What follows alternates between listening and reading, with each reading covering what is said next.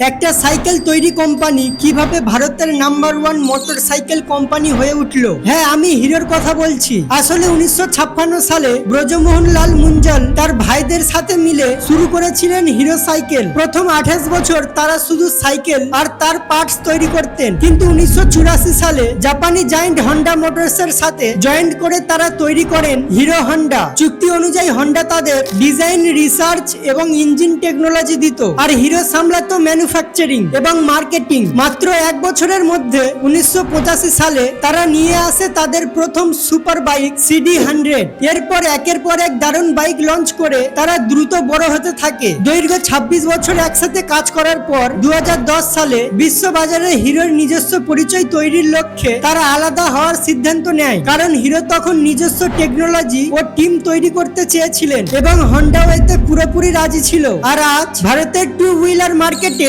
Hero রয়েছে 1 নম্বরে এবং হন্ডা রয়েছে 2 নম্বরে। Like and subscribe.